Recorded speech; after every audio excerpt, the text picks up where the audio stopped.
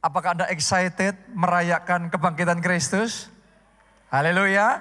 Karena Yesus bukan hanya mati bagi kita, tapi pada hari yang ketiga Ia bangkit kembali dari kematian, Ia mengalahkan maut, dan Ia menang.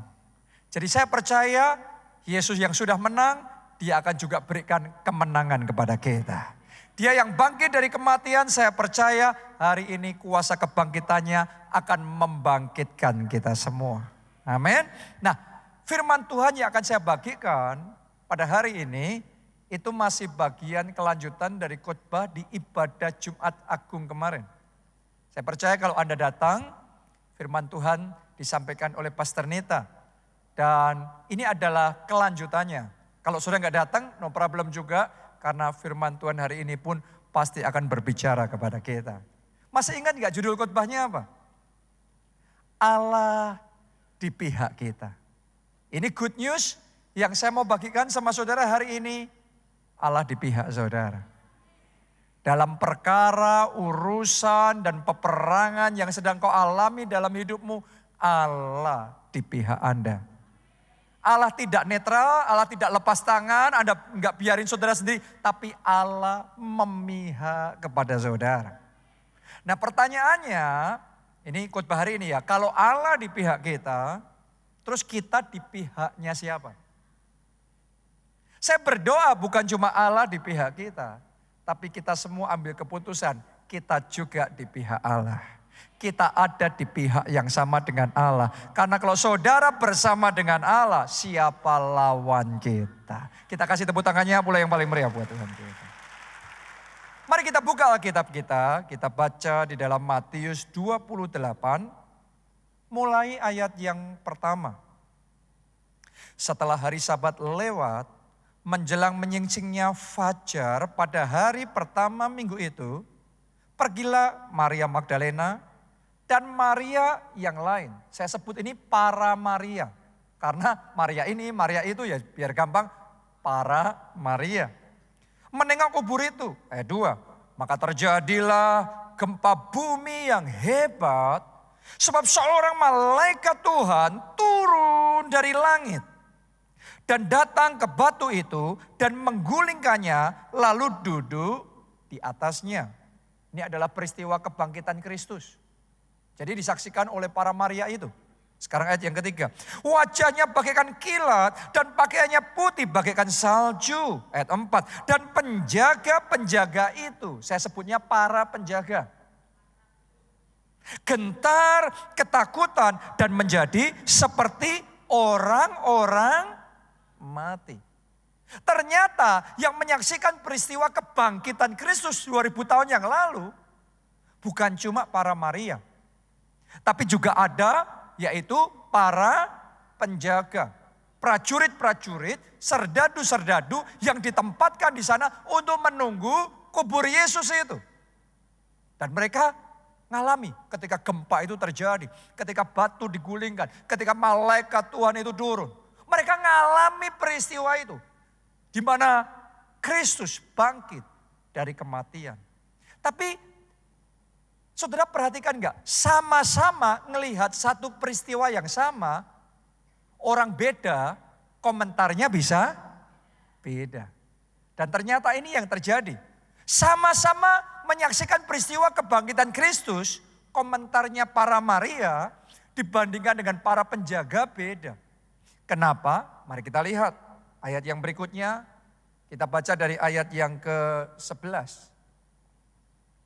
Ketika mereka di tengah jalan, datanglah beberapa orang dari penjaga itu ke kota dan memberitahukan segala yang terjadi itu kepada imam-imam kepala. Ini pihak yang gak suka sama Yesus.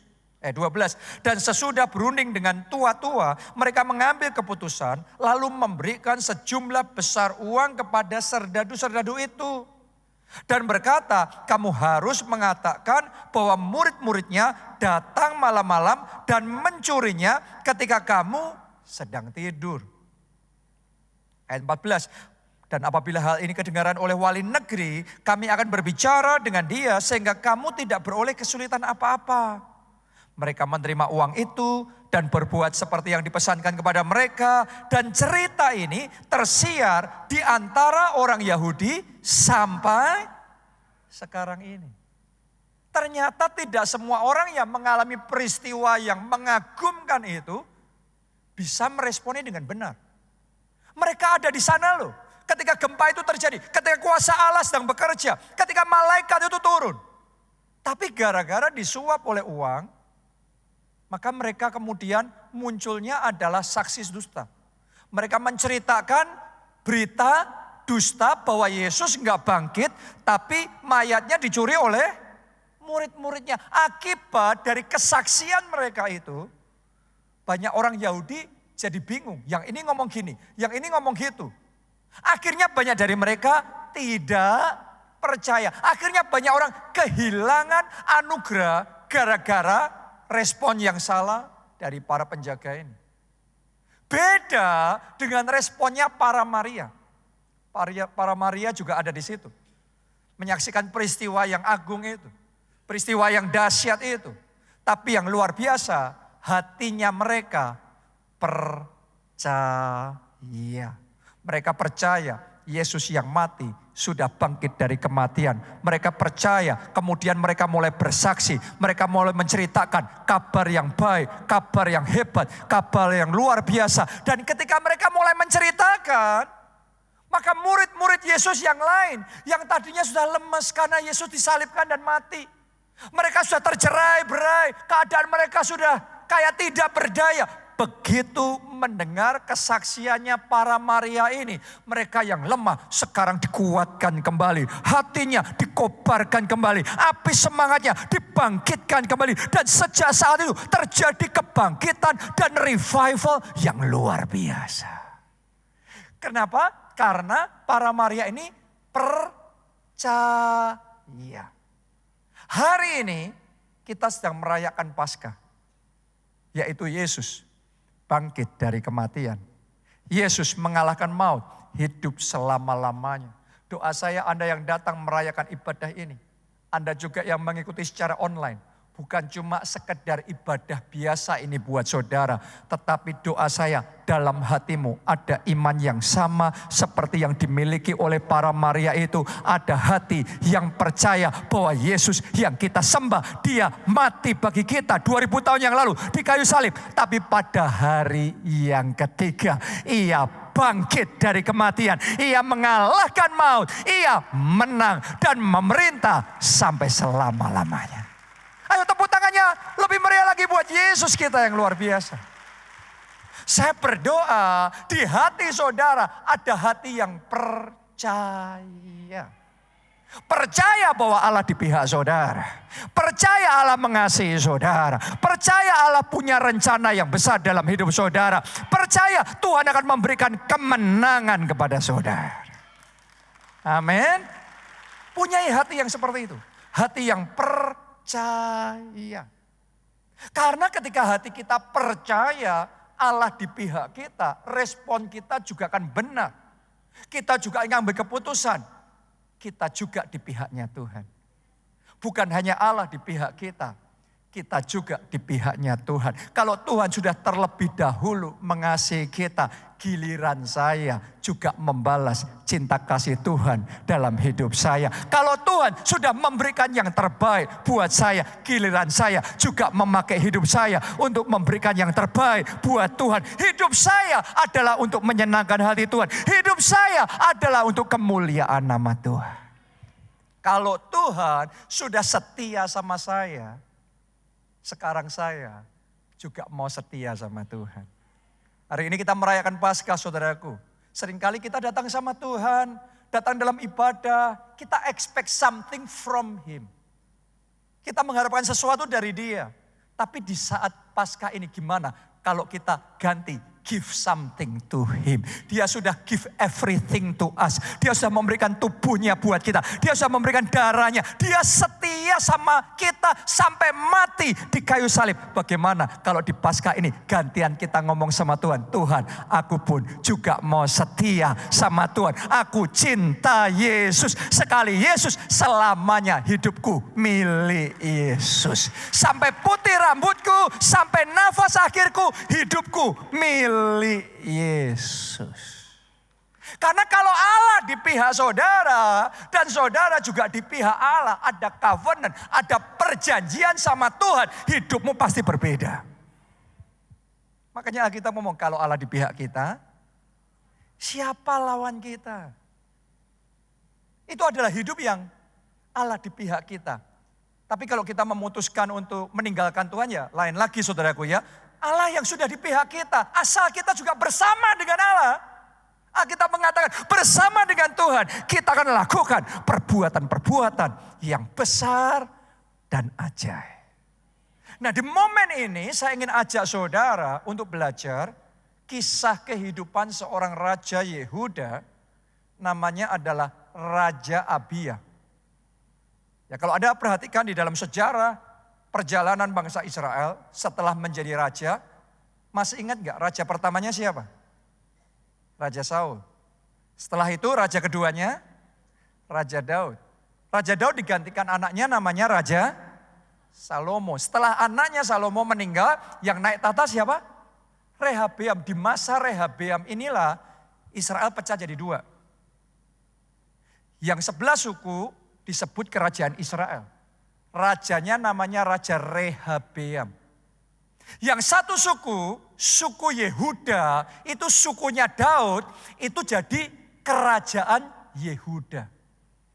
Jadi ada dua ya, yang satu kerajaan Israel dan yang satu kerajaan Yehuda. Kerajaan Yehuda ini waktu itu dipimpin oleh seorang raja namanya Raja Abia. Dan lagi perang ini.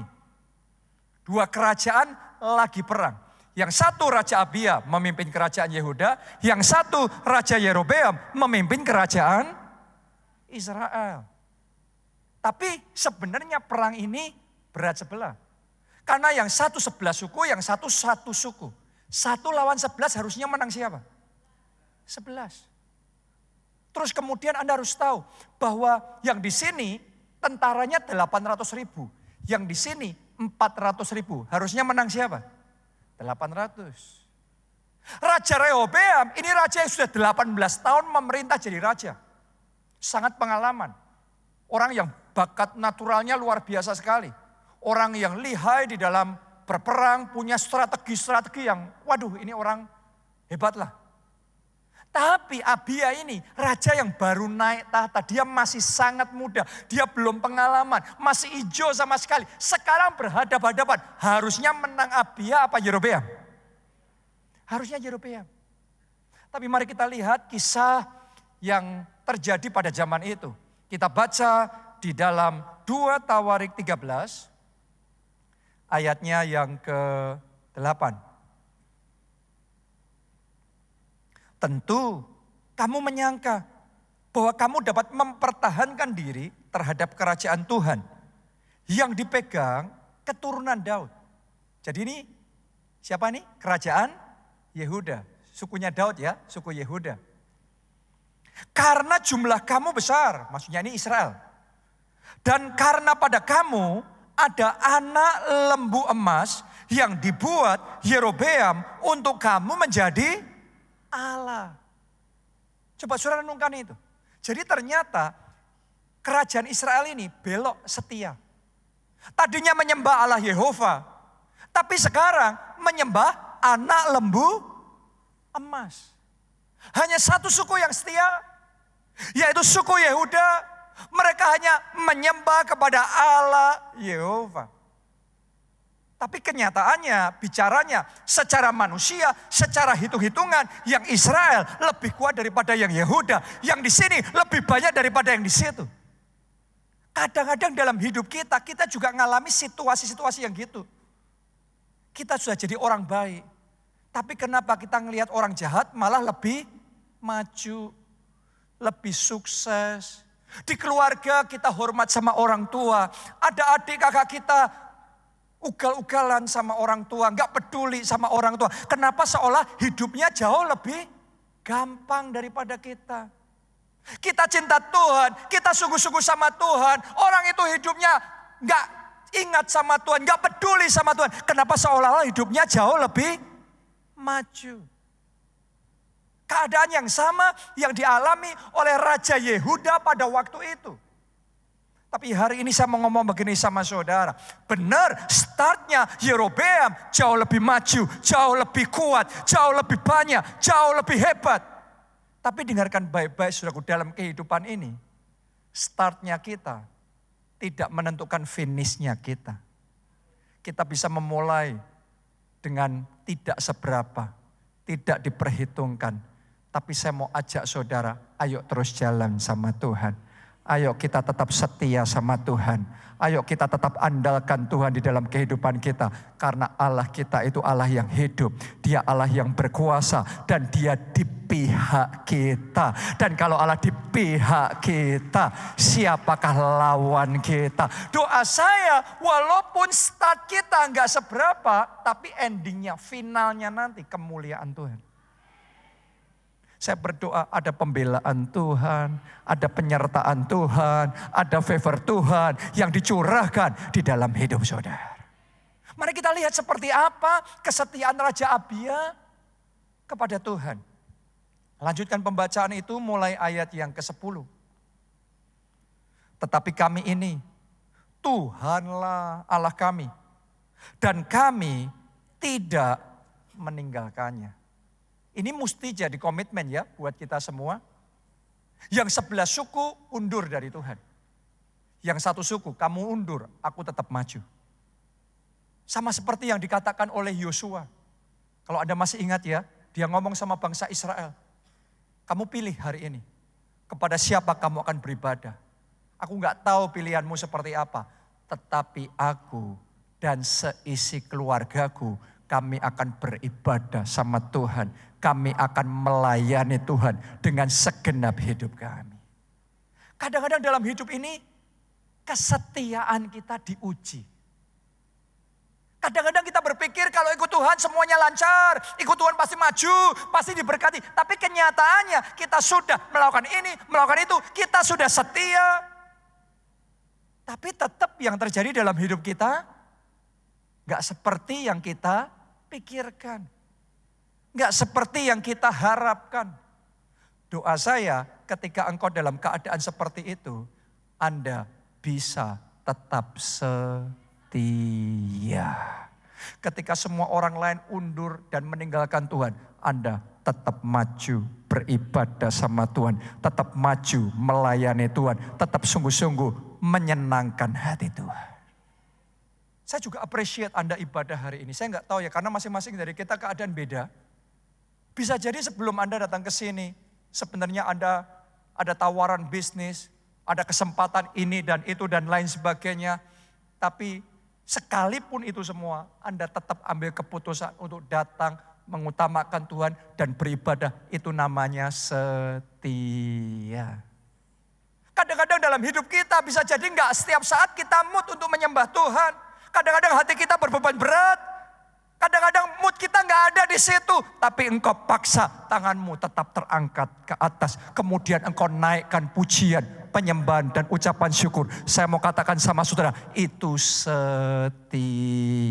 Itu korban yang harum, korban yang menyenangkan hati Tuhan. Amin. Jadi ayo kita belajar setia. Karena kesetiaan itu tidak sekedar perkataan. Kesetiaan tidak sekedar perasaan. Kesetiaan adalah pengorbanan. Doa saya istri-istri di tempat ini, istri-istri yang setia. Demikian juga suami-suami ya. Saya percaya di tempat ini semua suami-suaminya, suami-suami yang setia. Walaupun ada godaan. Kadang godaan itu bukan kita yang menggoda, tapi kita yang digoda. Apalagi kalau saudara lagi maju, karirnya lagi naik, Anda sedang melejit, godaan banyak. Tapi doa saya pria-pria di tempat ini, godaan boleh datang, tapi Anda tetap setia. Amin. Setia itu bukan kalau nggak ada kesempatan kita setia. Setia itu walaupun ada kesempatan buat gila, tapi kita memilih tetap setia.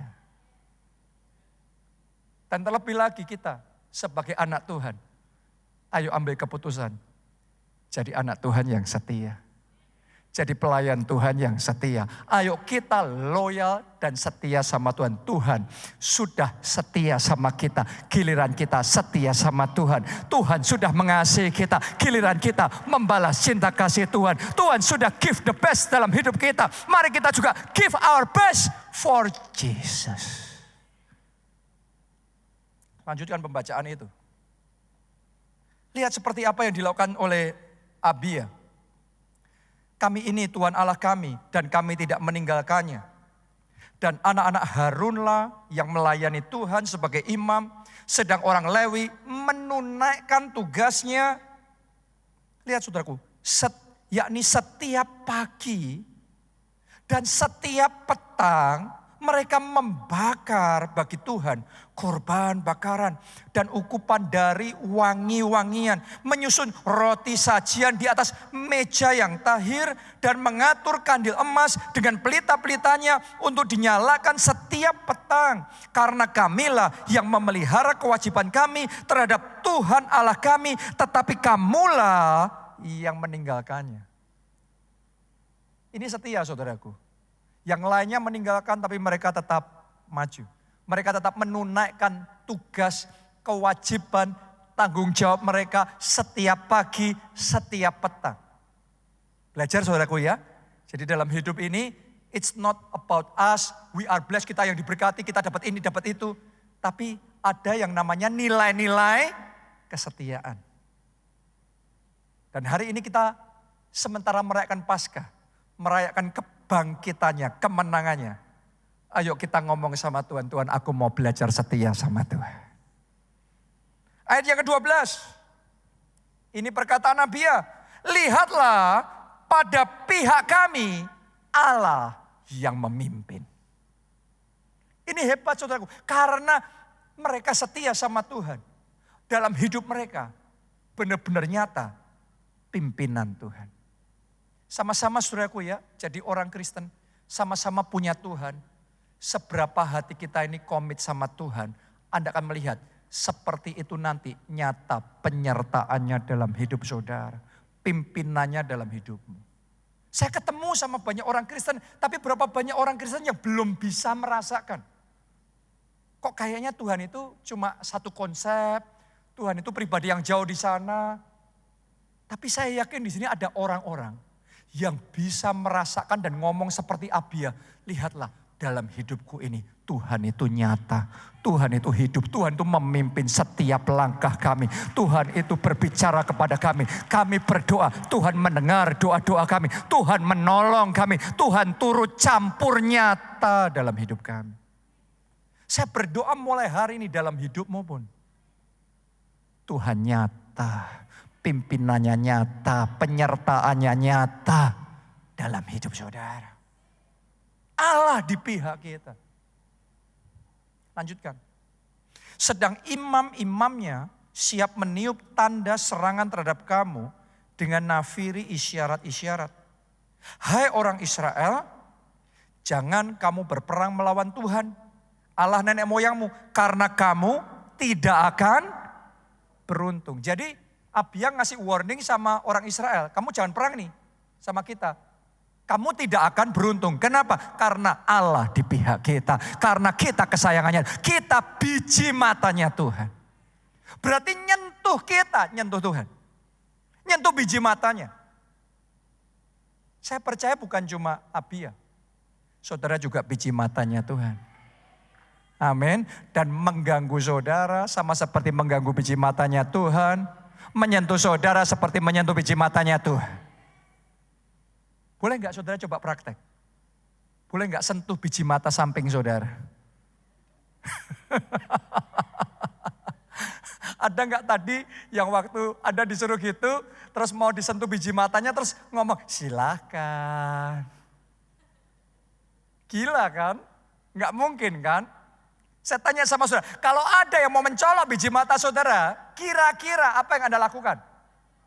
Itu refleks, tangan kita pasti plak.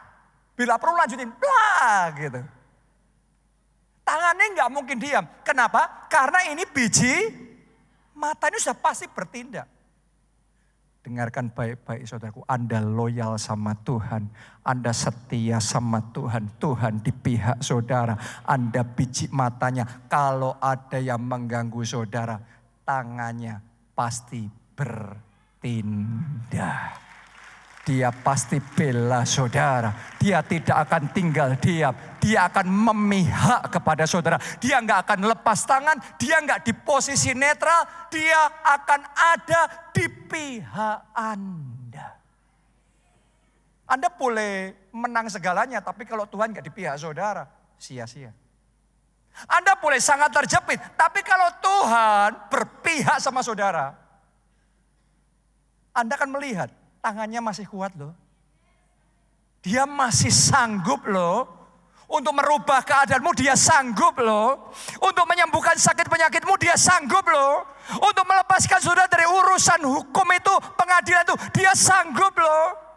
Untuk menyelamatkan aset saudaraku, dia sanggup. Pegang ini saudaraku, Anda punya Allah yang kuat. Tuhan yang hebat. Dan Allah di pihak kita. Siapakah lawan kita? Lanjutkan pembacaan itu. Ayat yang ke-13. Ini the real battle start sekarang. Kalau tadi baru pemanasan, sekarang peperangan yang sesungguhnya dimulai. Tetapi Yerobeam mengirim suatu pasukan penghadang yang harus membuat gerakan keliling. Supaya sampai di belakang mereka. Sehingga induk pasukannya berada di depan Yehuda. Dan pasukan-pasukan di belakang mereka. Anda bisa bayangkan enggak situasinya pada waktu itu? Di sini Yehuda, mereka sedang berhadapan-hadapan sama Israel. Tapi Yerobeam ini, saya ngomong tadi sama saudara, ini lihai banget. Ini orang yang tahu gimana ngadepin musuh, gimana untuk memancing musuh, gimana untuk mengepung dan kemudian menekel, menikung musuh, menjatuhkan dan dia bisa merebut kemenangan. Ini strategi perangnya powerful. Dan saya mesti ngomong begini sama saudara. Abia boleh cinta Tuhan, tapi ketika peperangan, battle is battle. Skill is needed. Peperangan ya peperangan. Dan untuk memenangkan peperangan dibutuhkan apa? Skill. Dibutuhkan kemampuan. Dan karena sebenarnya Yerobeam lebih skillful daripada Abia saat itu. Secara caturnya harusnya Yerobeam menang. Dan Abia terpojok. Mungkin itu saat ini yang sedang kau alami dalam kehidupanmu. Terpojok. Bisa jadi Anda sedang terpojok karena ada fitnah dan omongan-omongan yang tidak adil yang membuat keadaanmu di keluarga itu, di pernikahan itu, di kantor itu terpojok. Mungkin ada juga yang mengalami bahwa masalah datangnya seperti pasukan Yerobeam tadi, ngepung dari depan dan dari belakang, siap untuk menelan dan menghancurkan. Maju kena, mundur pun juga kena. Sehingga keadaan kita terdesak. Ayo, berapa banyak dari kita saat ini sedang terkepung dengan kebutuhan finansial yang jauh lebih besar daripada kesanggupan saudara. Sehingga secara matematika Anda nggak ngelihat jalan lagi nih. Anda ngelihat sekeliling nggak ada jalan lagi. Ini mau dihitung bola-balik seperti apa nggak ketemu rumusnya nih. Gimana caranya? Terpojok. Saya nggak tahu satu persatu keadaanmu seperti apa. Tapi buat saudara yang terpojok, saya ajak saudara belajar dari Abia. Bagaimana sekalipun sudah terpojok, kita bisa selamat. Karena saya percaya hari ini hari kebangkitan Kristus. Karena itu akan ada keselamatan. Karena itu akan ada kebangkitan yang terjadi, yang dia lakukan di dalam hidup saudara. Boleh nggak tepuk tangannya? Lebih meriah lagi buat Tuhan kita. Ayat yang ke-14 kita baca. Ketika Yehuda menoleh ke belakang, lihatlah mereka harus menghadapi pertempuran dari depan dan dari belakang. Dan ini yang mereka lakukan, kalimat terakhir ditulis begini. Mereka berteriak kepada Tuhan sedang para imam meniup nafiri. Ditulis di sana, dalam keadaan terdesak itu. Mereka berteriak kepada Tuhan. Ini penting. Raja Abia ternyata ngerti satu kebenaran ini. Pertama, dia memang harus perang.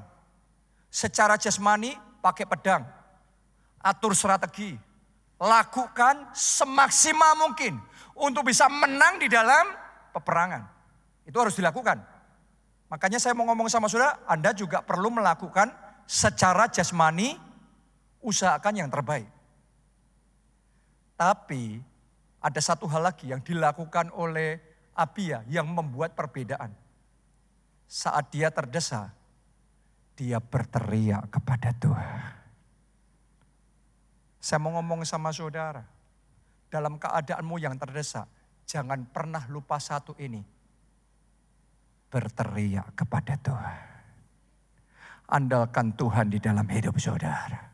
Anda harus usaha jasmani, Anda lakukan yang maksimal, tapi Anda libatkan Tuhan dan tidak peperangan yang sama, hasilnya berbeda. Ada banyak orang begitu sibuk dengan usahanya, dengan pikirannya, dengan caranya sendiri secara manusia. Tapi lupa teriak sama Tuhan. Lupa doa sama Tuhan. Lupa andalan Tuhan. Akibatnya pusing sendiri, kalut sendiri, khawatir sendiri. Tapi lupa untuk melibatkan Tuhan. Itu seperti yang dialami oleh murid-murid Yesus di perahu bersama Yesus. Tapi sibuk sendiri sampai Yesus tidur. Jadi Yesus ada, tapi tidur. Datanglah angin taufan mengamuk, mereka hampir tenggelam. Mereka berusaha semaksimal mungkin menyelamatkan diri, hampir tenggelam. Di momen kritikal itu, mereka teriak sama Yesus. Mereka minta tolong sama Yesus. Saat itulah Yesus bangkit, menghardik angin ribut itu, maka teduhlah danau itu, dan kemudian selamatlah mereka. Hal yang persis sama dilakukan oleh Raja Abia. Dia sudah usaha yang terbaik, tapi dia tidak berdaya di dalam keadaannya yang terdesak. Dia berseru sama Tuhan, dan ketika dia berseru, Tuhan menjawab. Momen Paskah ini, saya ajak saudara pakai momen ini untuk berseru sama Tuhan. Pakai momen ini untuk berteriak sama Tuhan. Tuhanmu hidup saudaraku. Dia sanggup mendengarkan doa-doa saudara. Dia masih berkuasa untuk turut campur dan mengubahkan keadaanmu. Untuk menolong saudara dan menyelamatkan saudara. Karena itu hari ini apapun keadaan saudara, ayo berteriak sama Tuhan. Ayo berdoa sama Tuhan. Andalkan Tuhan di dalam hidup saudara.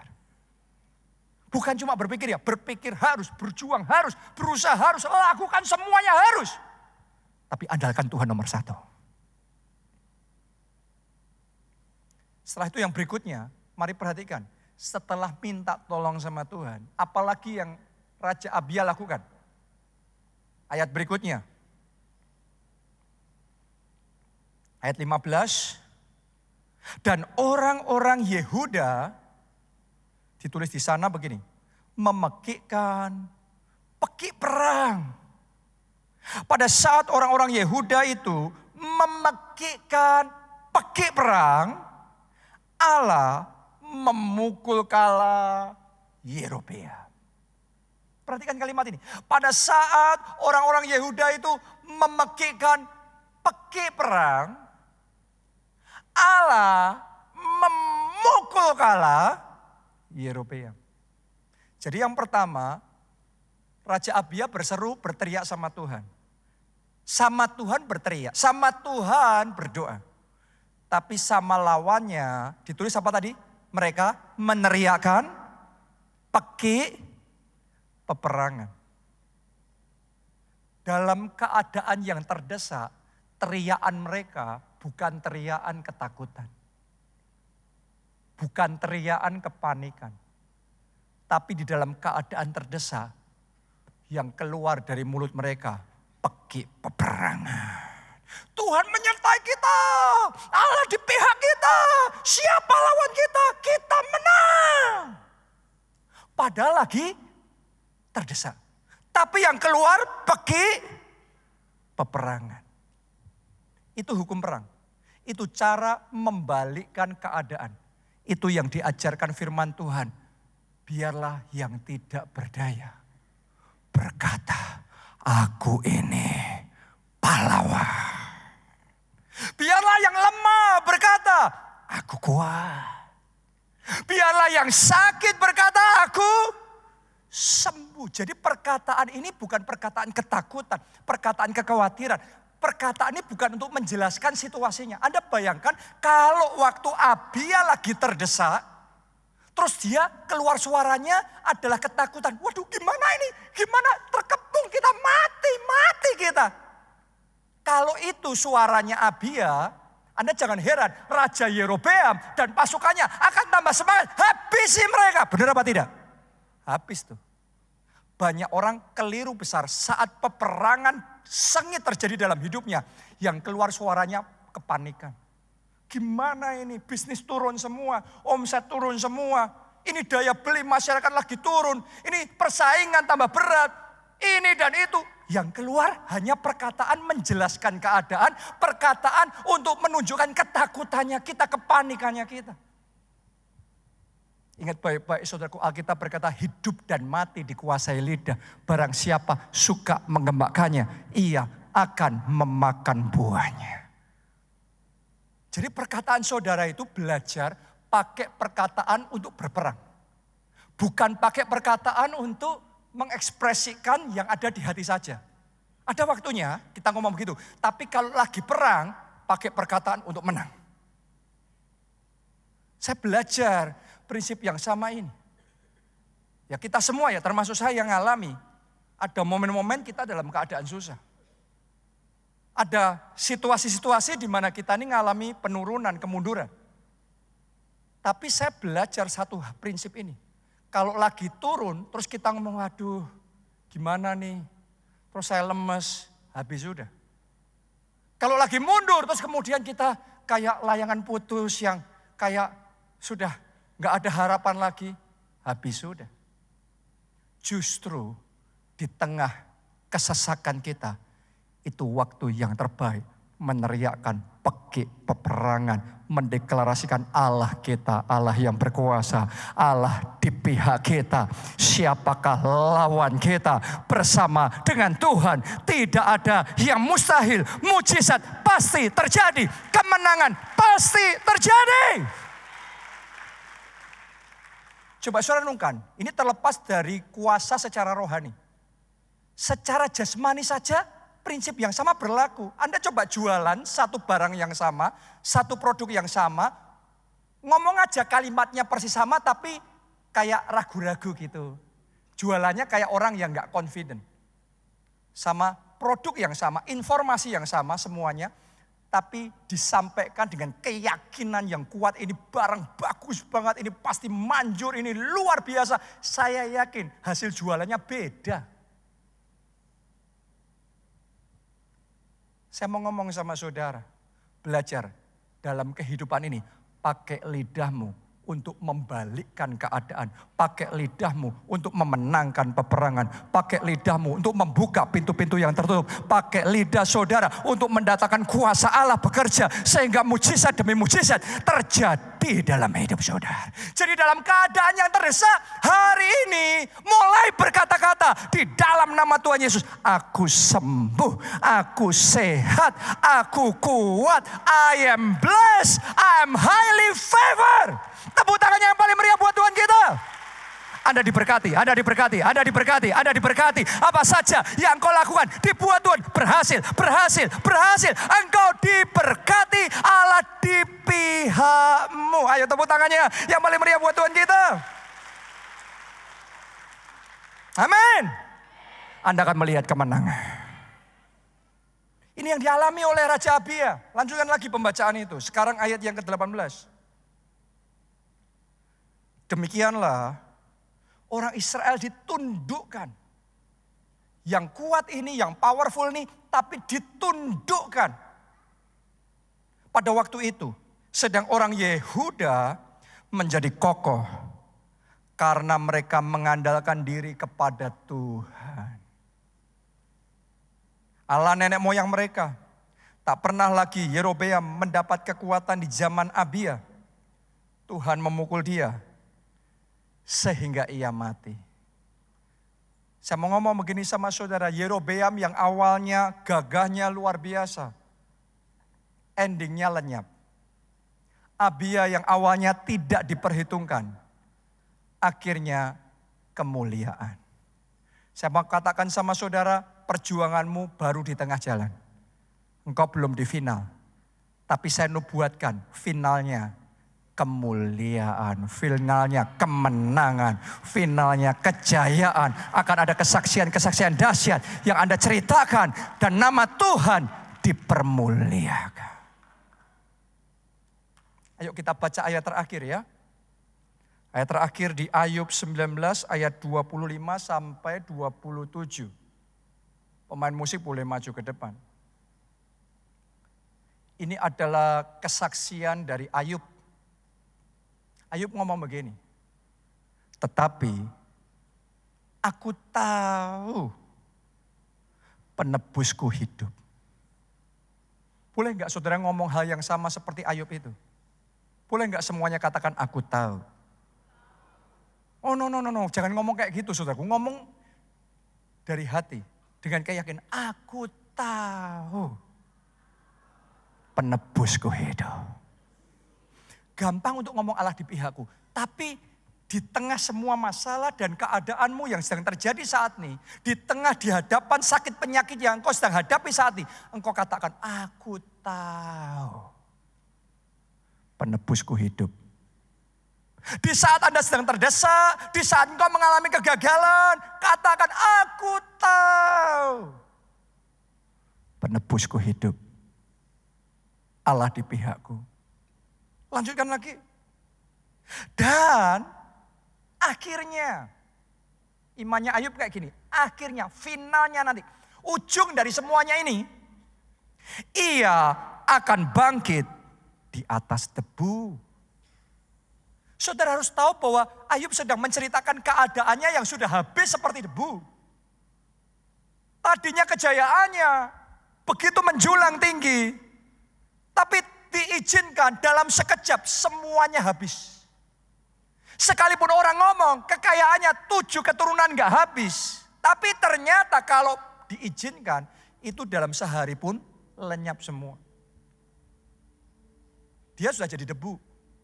Nothing sudah. Dia menggambarkan situasinya debu. Tapi ketika dia dalam situasi debu, nothing, debu itu diinjak-injak gini. Gak ada artinya. Mungkin itu yang saudara rasakan. Harga dirimu kayak jadi debu diinjak-injak, gak ada artinya. Kehormatanmu kayak diinjak-injak. Nama baikmu mungkin yang diinjak-injak. Kayak sudah jadi debu. Hebatnya Ayub gini saudaraku, dalam keadaan debu itu. Dia ngomong, aku tahu penebusku hidup. Dan akhirnya ujung dari semuanya ini, kebangkitan terjadi. Oh, saya berdoa di tengah semua masalah yang kau hadapi ini. Keyakinan yang seperti itu. Iman seperti yang dimiliki oleh Ayub. Yang membuat engkau bisa berkata, aku tahu Allah di pihakku. Aku percaya Allah memihak kepadaku. Tuhan tidak tinggal diam. Tuhan tidak lepas tangan. Tuhan pasti menolong. Ujung dari semuanya ini adalah kebangkitan, kemenangan, kesembuhan, pemulihan. Akan terjadi itu dalam hidup saudara. Lanjutkan lagi, 2 ayat terakhir ini. 26 dan 27. Juga sesudah kulit tubuhku sangat rusak. Tanpa dagingku akan melihat Allah. Yang aku sendiri akan melihat, memihak kepadaku. Mataku sendiri menyaksikannya dan bukan orang lain. Hati sanubariku merana karena rindu. Ini yang dialami Ayub. Dia tuh kesaksian. Dagingku tuh sudah habis semua. Bukan cuma daging. Biasanya orang ngomong kalau sudah habis dagingnya tinggal apa? Kulit. Tapi kulitnya pun tadi apa? Rusak. Dagingnya habis, kulitnya rusak. Kenapa dia ngomong gitu? Karena dalam sehari semua hartanya habis. Kekayaannya habis. Kambing, domba, lembu, sapi habis. Hamba-hambanya habis. Keluarganya, anaknya habis. Dia ngomong daging-dagingnya semua sudah habis nih. Kulitnya pun sudah rusak, kesehatannya sudah hancur. Tetapi aku tahu penebusku hidup. Akhir ujung dari semuanya ini, Allah akan bangkit. Karena Allah di pihakku, dari debu aku akan bangkit kembali. Akan ada pemulihan terjadi, akan ada kemenangan terjadi. Dan tepat seperti imannya Ayub, Tuhan kerjakan itu. Pemulihan 2 kali lipat ganda dalam sekejap Tuhan kerjakan. Orang tuh saudaraku ya, kalau lagi diizinkan mengalami proses, kita pikir gak ada ujungnya itu. Gak kebayang di otak ini, gimana bayangnya ini, gimana bisa pulih ini, gimana. Tapi Anda harus tahu, penebusmu itu kuat. Allahmu itu besar. Untuk membalik keadaanmu, untuk mengembalikan semua yang sudah sempat hilang dalam hidup saudara. Semudah membalik telapak tangan. Engkau mungkin belum tahu caranya gimana suamimu bisa balik. Engkau mungkin belum tahu caranya gimana rumahmu yang sudah habis itu bisa kembali lagi. Engkau mungkin belum tahu caranya gimana bisnis, pekerjaan, kehormatan yang Anda punya itu bisa dipulihkan kembali. Tapi Tuhan tahu. Penebusmu kuat, penebusmu hidup. Pak Obaja, gembala kita, papa saya juga pernah ngalami ini.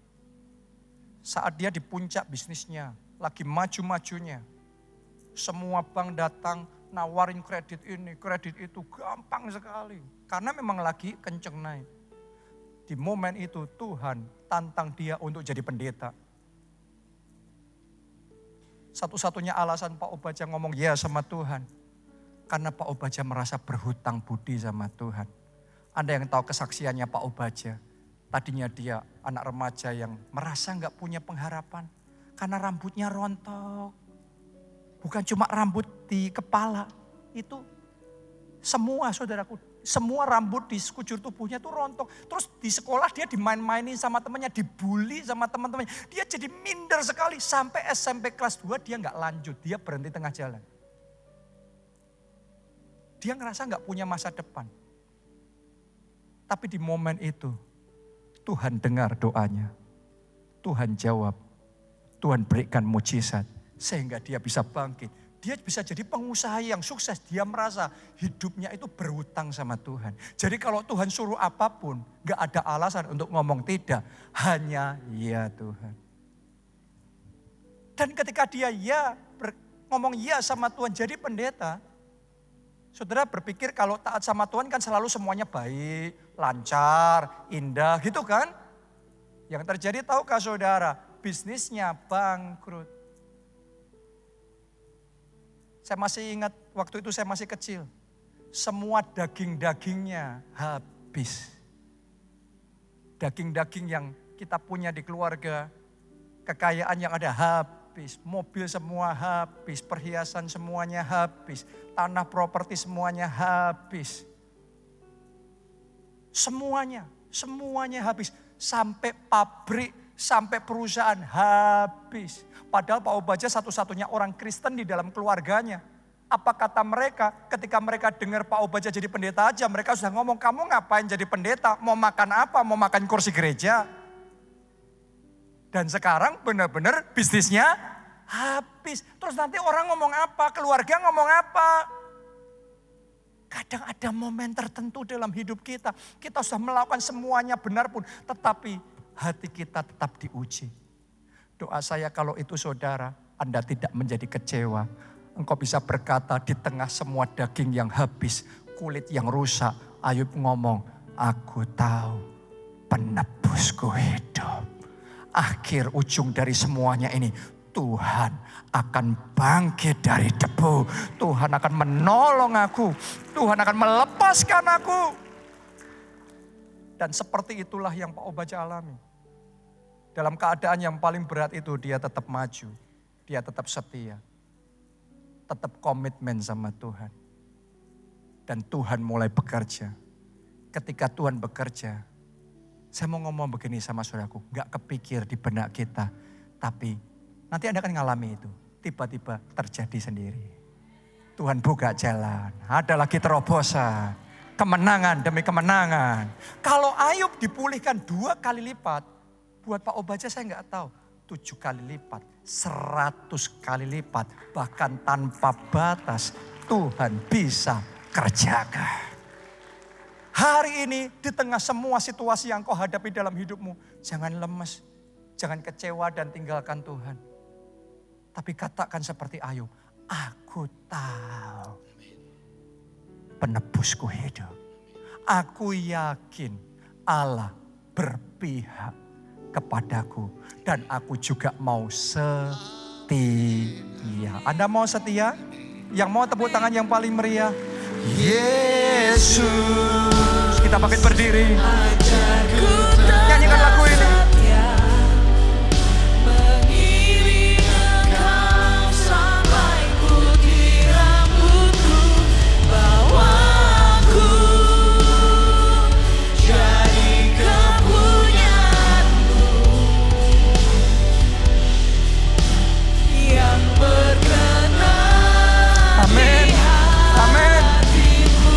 Mari semuanya kita angkat 2 tangan kita. Katakan Yesus, ajarku tetap setia, mengiring Engkau sampai putih rambutku, bawaku jadi kepunyaanmu yang berkenan, sekali lagi. Mari dengan segenap hati katakan sama Tuhan, Yesus,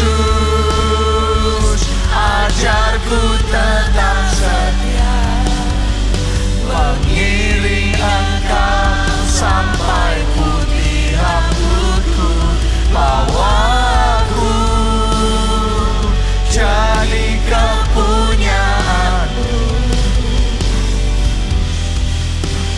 yang berkenan di hatimu.